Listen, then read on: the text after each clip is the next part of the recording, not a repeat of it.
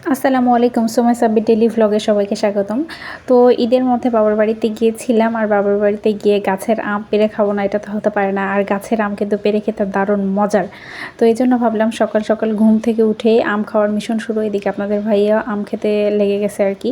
তো বলতেছিল, আর এবারে বেশিরভাগ গাছগুলোতেই দেখা যাচ্ছে আম ধরে নাই। আম যেই গাছগুলোতে অনেক ধরে সেই গাছগুলোতে হাতে গোনা দুই একটা করে আম ধরছে। তো আমার ছোটো ভাইও গাছে উঠে গেল, উঠে এবার ওকে বললাম যে দেখ দুই একটা আম মনে হয় পাকছে, ওইটা একটু গাছ থেকে যদি না যদি যে গাছের আমটা পাকা আর কি, সেই গাছের হচ্ছে ডালটা প্রচুর নরম হয়ে যায়। তো দেখা যাচ্ছে গাছটা একটু নড়ে দিলে দেখা যাচ্ছে আমটা ঝট করে পড়ে যায়। তো সেই জন্য ভাবলাম তিনজনে মিলে ও আমগুলোকে নাড়া দিচ্ছিল আর আমি আম কুড়ানোর জন্য একবারে রেডি। তো আম কুড়ানোর জন্য যেহেতু আমি রেডি হয়ে গেছিলাম এবং আমটা পড়েও গেছে এবং নিচে অনেকগুলো ঘাস লতা পাতা, আর বাসায় কেউ থাকে না যার কারণে এইভাবে জঙ্গলটাও বেড়ে গেছে।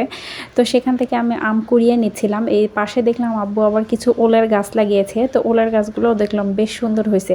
আর সবুজ জিনিস কিন্তু দেখতে এমনিতেই বেশ ভালো লাগে। এখানে ওলের গাছ দেখলাম অনেক কয়েকটা। তো এবার আরেকটা আম পড়ছে, এবার আমি আমগুলোকে সুন্দর করে কুড়িয়ে কুড়িয়ে নিচ্ছিলাম। আর বললাম এবার গাছেতে প্রত্যেকটা গাছের মধ্যে আমের সংখ্যা খুবই কম। তো যার কারণে ওরা দুজন মিলে আমের সন্ধান করিতেছিল কিন্তু আম পাচ্ছিল না। তো সেই শেষমেশ দু একটা আম পাওয়া গেছে। সেই দু একটা আম আমরা পেড়ে নিলাম এবং আমরাও, আমার ছোটো ভাইয়ের আম্মুরাও সব রাজশাহী চলে যাবে। তো ভাবলাম যে কয়েকটা আম দুই চারটা আছে ওই দুই চারটা আমি পেড়ে রাখি একবারে, যাতে করে একবারে নিয়ে যাওয়া যায়। আর এদিকে আব্বু যেহেতু আমরা গিয়েছি সেজন্য বললো যে পুকুর থেকে একটু মাছ উঠাবে। আর কুরবানি ঈদ যেহেতু মাংস খেতে খেতে ক্লান্ত, সেই জন্য ভাবলাম একটু মাছের আজকে হচ্ছে রেসিপি খাওয়া যাক। আর মাংস কিন্তু প্রতিদিন খেতে ভালো লাগে না, কিন্তু মাছ কিন্তু প্রতিদিনই খাওয়া যায়। তো সেই জন্য আব্বু পুকুর থেকে একটু মাছ তুলে নিল। আর পুকুরের তাজা ফিশ কিন্তু খেতে দারুণ মজা। আর এখানে দেখেন একটা মাত্র জাল মানে তোরা মানে দিছে, আর অনেকগুলো মাছ কিন্তু এখানে বেঁধে গেছে এবং মাছগুলো বেশ তাজা মাছ নড়তেছিল, দেখে খুব ভালোই লাগতেছিল। তো সবগুলো মাছ আমরা নিয়ে নিই, হাতে গোনা কয়েকটা মাছ নিছি।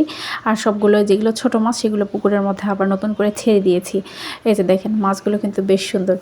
আর গ্রামের মধ্যে থাকা কিন্তু এটাই মজা, ফ্রেশ অনেক কিছু খাবার পাওয়া যায়। তো যে দুই একটা মাছ নিলাম সেই দুই একটা মাছে আব্বু উপরে তুলে ফেলে দিল এবং ওই দুইটা মাছ আবার আমার ছোট ভাই সুন্দর করে কুড়িয়ে কুড়িয়ে নিয়ে বালতির মধ্যে রাখতেছিল। ওই যে বললাম যেহেতু আম্মুরা থাকবে না সেই জন্য বেশি করে উঠাবে না, অল্প করেই উঠাবে এবং অল্প খাবারগুলোই নিয়ে যাবে। তো সবগুলো মাছ এই সুন্দর করে এই বালতির মধ্যে দিলাম। আর মাছ এই উপরে যে সিলভার মাছটা উঠছে এই সিলভার মাছের মধ্যে কিন্তু অনেকগুলো ডিম ছিল এবং মাছ তোলার পরে বোঝা যাচ্ছিল যে অনেকগুলো ডিম আছে।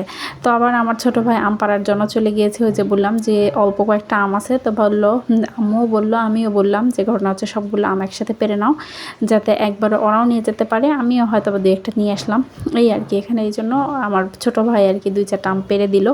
তো সেইগুলো নিয়ে আমরা সুন্দর করে বস্তাতে প্যাকিং করে নিয়ে আসছি। আর এখানে এই গাছের মধ্যেও যে দুই একটা আম আছে সেটাও বললাম যে পেরে দিতে। আর সব মিলায় হাতে গোনা কয়েকটা আম হবে, বেশি না। আর গ্রামের পরিবেশ কিন্তু বেশ ভালো লাগতেছিল।